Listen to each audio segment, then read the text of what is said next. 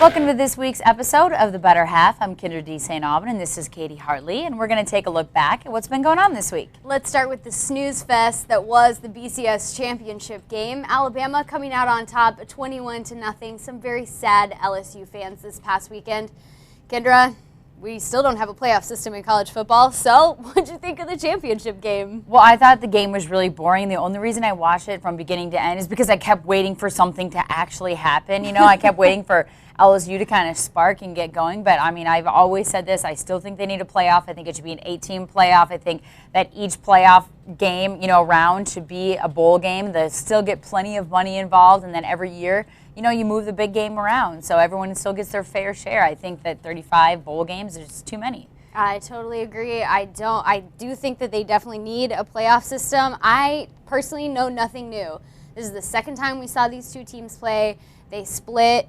LSU won the regular season game, Alabama won the championship game, but it's like I still don't know which team is better, and that's really what I was hoping for and hoping to see in the BCS championship game. Not resolved at all. Now some people are saying we need a third game because now each team has won one game, so I think it's going to be a lost cause, but at least they're getting together now and kind of talking about the possibility of a playoff. Yep, well, we'll see how that shakes out. Moving on to some Cardinals rumors.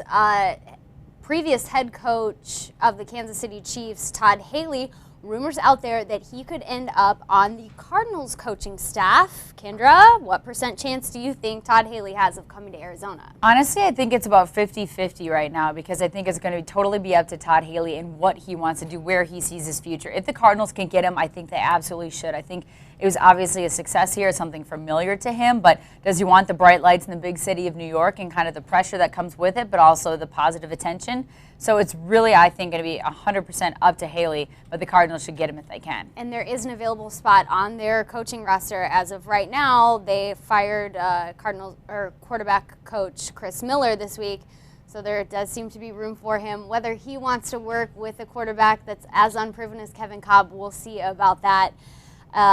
Moving on to some other news about Hines Ward, rumor has it that he might end up in Arizona.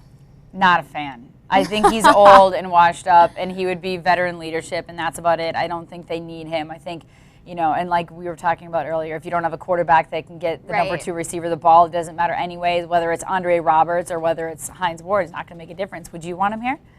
There's no reason for me to think that there is a place for him here in Arizona. Coach Wisenhunt made it very clear that the Cardinals weren't looking for a number 2 receiver this year.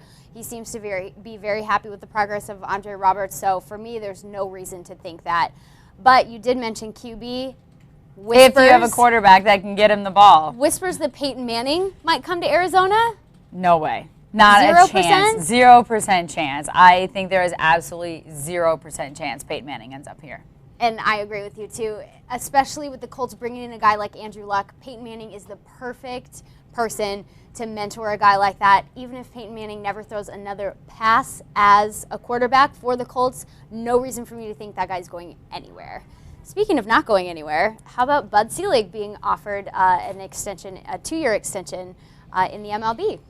I'm a fan. I think he deserves an extension. I think he's done a great job with the league. I mean, the steroid whole era aside, I think he's kind of gotten his stuff together since then. I think he deserves some more time. Now, he's very crotchety and old and dorky looking. I mean, this guy pulls in, 20-some million a year, and he still wears the same blue blazer, gray blazer every time I've ever seen him. So I think he deserves it, but, whether he will take it or not, that's kind of another story. I think that's a really good point because I do think that he has earned an extension. On the other hand, I think this is the perfect time for Bud Selig to retire. Get the heck out. The MLB is finally at peace. They've got a new labor deal. The guy is 77 years old. There's defibrillators, though, I think, in the press boxes. But that's... So if he has a heart attack or something. That's really scary that we're even talking about that. And he looks even older. You know what I mean? He's kind of creepy, old looking. But he's done a great job, so we'll see. He has. Well, we'll see how that works out for the MLB.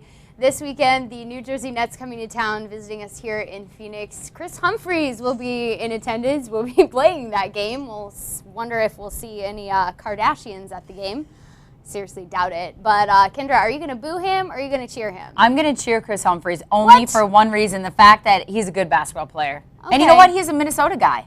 He So I is a feel like Minnesota guy. obligated to cheer for him because I do not care about the whole Kardashian crap. So I'm going to cheer for Chris Humphries as a basketball player. Well, I'm going to boo him because boo on you, Chris Humphries, for ever thinking it was a good idea to marry Kim Kardashian. I still don't know how that ever made sense in his head. Gosh, but at least he was smart in annulling or getting a divorce. He got out while he could. Yeah, maybe. I hope so. Well, we'll see how that game turns out on Friday night.